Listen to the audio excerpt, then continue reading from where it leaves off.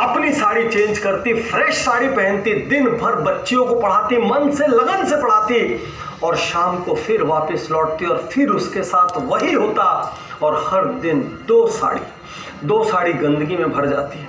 हिम्मत नहीं हारा उसने, वो पढ़ाती रही, और इसीलिए उसको कहते हैं मदर ऑफ मॉडर्न। आवाज खोलो थोड़ी, आवाज। किसको कहते हैं ये किस्सा बाद में बताऊंगा। क्लास 2 में था और मेरे पिता का देहांत हुआ। विश्वास कीजिए, मुझे ये भी नहीं पता था उस वक्त की डेथ क्या होती है। आज मैं जो कुछ भी हूँ, आज जो भी आप चारों ओर समृद्धि, नाम, पहचान कुछ भी देख रहे हैं, वो सब मदर की बदौलत है। मैं मेरी माँ का क्रिएशन हूँ। मैं ये मानता ही नहीं कि विमेन कमजोर होती है, बिल्कुल नहीं मानता। जो विमेन एक बच्चे को 9 महीने अंदर रख के पैदा कर ले, जो बहन का रोल निभा ले, माँ का रोल निभा ले, वाइफ का रोल निभा ले, सारे रोल निभा ले, फिर भी हंसती रहे, मुस्कुराती रहे, जो ऑफिस का काम संभाल ले और घर का काम संभाल ले, फिर भी हंसती रहे और मुस्कुराती रहे, वो कमजोर नहीं हो सकती, कभी नहीं हो सकती। हाँ, कुछ विमेन को अपनी शक्ति का एहसास नहीं है। दोस्तों, आज मैं आपको 4 एग्जांपल्स दे रहा हूं। अलग अलग फील्ड, अलग अलग एज, अलग अलग बैकग्राउंड, अलग अलग तकलीफें, लेकिन इन सब ने पर्सनल इंडिविजुअल आइडेंटिटी क्रिएट की और एक इतिहास रचा, जिसकी वजह से लाखों करोड़ों लोग आज इनको पहचानते, जानते हैं और इनके ऊपर गर्व महसूस करते हैं। दोस्तों, सबसे पहले मैं बात कर रहा हूं सावित्री फुले की। नाम ही नहीं सुना होगा आपने, इंदिरा नूई सुना होगा आपने, कल्पना चावला सुना होगा, सावित्री फुले नहीं सुना होगा। इतिहास रचा इस महिला ने। महज 10 साल की उम्र में शादी हो गई। शादी होते तक कोई पढ़ाई नहीं की, क्योंकि उस जमाने में लोअर कास्ट के लोगों को पढ़ने की इजाजत नहीं थी, और खासकर विमेंस को तो बिल्कुल भी नहीं। शादी होकर जिस घर में गई, वहां पर हस्बैंड ने भी क्लास 7th में पढ़ाई छोड़ दी थी। इसने अपने हस्बैंड से इच्छा जाहिर की, मुझे पढ़ना है। दोस्तों, आज सारे हस्बैंड्स के सामने एक बहुत बड़ा क्वेश्चन मार्क लगाकर पूछ रहा हूं, आप अपनी वाइफ के इंस्पिरेशन, आप उसको किसी मुकाम पर ले जाने में सहायक बनना चाहते हैं, मदद करना चाहते हैं, या आप ही सबसे बड़े बैरियर हैं?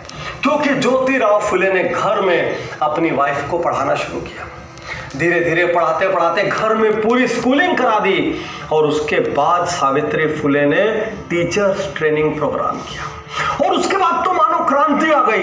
1848 में 1848 में उन्होंने अपना पहला स्कूल खोल दिया। एक महिला ने महिलाओं के लिए स्कूल खोल दिया। उस जमाने में सोच के भी परे, सोशल अपोजिशन, सोशल स्ट्रक्चर कैसा था सोचिए तो जरा। लेकिन हार नहीं मानी, फंड्स की शॉर्टेज हो गई, जबरदस्त विरोध हुआ, जान से मारने की धमकियां मिली, लेकिन स्कूल चलता रहा। कुछ समय बाद कुछ दिक्कतों की वजह से बंद हो गया, लेकिन 1851 में वापस सावित्री फुले ने स्टार्ट किया, और एक नहीं, दो नहीं, कई स्कूल स्टार्ट किए। उस समय की सोशल रिफॉर्मर, कौन कहता है महिला कमजोर होती है? उस समय की क्रांतिकारी घटनाओं में से एक क्या थी? 1000 साल में पहली बार किसी महिला ने अपने पति की चिता को आग दी। वो और कोई नहीं, सावित्री फुले थी। तो 150 साल पहले महिलाएं तब भी शक्तिशाली थी, महिलाएं अब भी शक्तिशाली है। यदि किसी भी कारण से रुके हुए हो, यदि किसी भी कारण से अपनी प्रतिभा को दबा रखा है, तो प्लीज जाग जाइए, क्योंकि आप तो सृजन करता है, आप कुछ भी कर सकती हैं।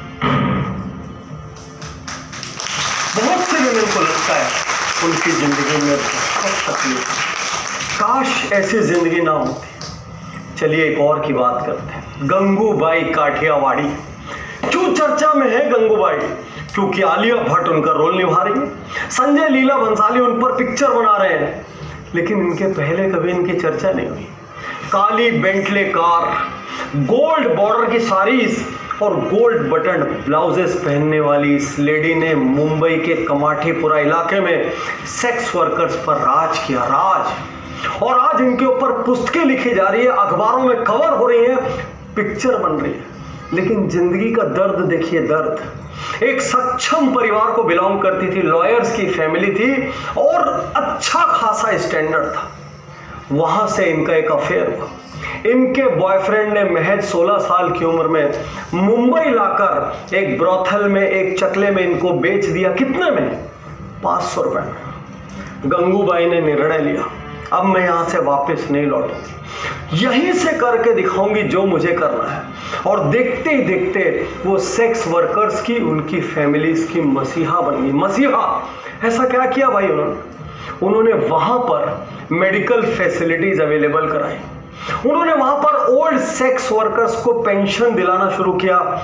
और जब भी उनको पता चलता कि ऐसा कोई केस है जिसमें किसी ने धोखे से लाकर बेच दिया है और उनको समय रहते ये बात मालूम पड़ जाती, वो कोशिश करते कि उस लड़की को वापस अपने गांव भेज दें। और ऐसा उन्होंने सैकड़ों के साथ किया। वापस भेजना आसान बात नहीं थी। फ्रैंक पॉलिटिकल व्यूज, वहां पर रह के स्ट्रॉन्ग पॉलिटिकल कनेक्शंस, अपने बिजनेस को प्रोफेशनली रन करना, जिल्लत में है, समाज अच्छा नहीं मानता, लेकिन उसके बावजूद अपने आप को, अपने काम को सम्मान की नजर से देखना। और इंडिया की पहली सेक्स वर्कर जिसको प्राइम मिनिस्टर के साथ मिलने का मौका मिला, इतने स्ट्रॉन्ग और इतने प्रैग्मेटिक व्यूज थे गंगूबाई के, तब जाकर आज वो हॉट सब्जेक्ट है। क्या आपकी जिंदगी में इतनी तकलीफ नहीं होंगी ना? और एक से एक रोचक किस्से हैं। जब प्रधानमंत्री के साथ उनकी मीटिंग चल रही थी, मैं तो नहीं जानता सच्चाई क्योंकि मैं वहां नहीं था, तो जब मीटिंग चल रही थी तो प्रधानमंत्री ने उनसे कहा, छोड़ क्यों नहीं देती, ये सब छोड़ के अपना घर बसाओ, शांति से रहो। तो कहते हैं, मजाक मजाक में वो कहती हैं, क्या आप मुझे अपनी सेकेंड वाइफ बनाएंगे? कहानी आधी सच्ची हो या पूरी, लेकिन इस सच्चाई से कोई नहीं नकार सकता कि वैसी जिंदगी मिलने के बाद सम्मान से जीना, वैसी जिंदगी मिलने के बाद उनका मसीहा बन के उभर आना, उनके राइट्स के लिए लड़ाई करना और वहां पर रह के अपनी नेशनल और इंटरनेशनल आइडेंटिटी क्रिएट करना। आपसे सवाल है, आप जहां भी हैं वहां पर क्या कर सकते हैं जिससे कि आप आउटशाइन करें? भूल जाइए हालात कैसे हैं, भूल जाइए प्रॉब्लम कितनी बड़ी है, ये सोचिए मैं कैसे सॉल्यूशन बन सकती हूं और मैं कैसे सॉल्यूशन ला सकती हूं। क्योंकि 99.99% लोगों की प्रॉब्लम गंगूबाई जितनी बड़ी नहीं हो सकती। 50-60 की उम्र हो गई, फ्री हो गए,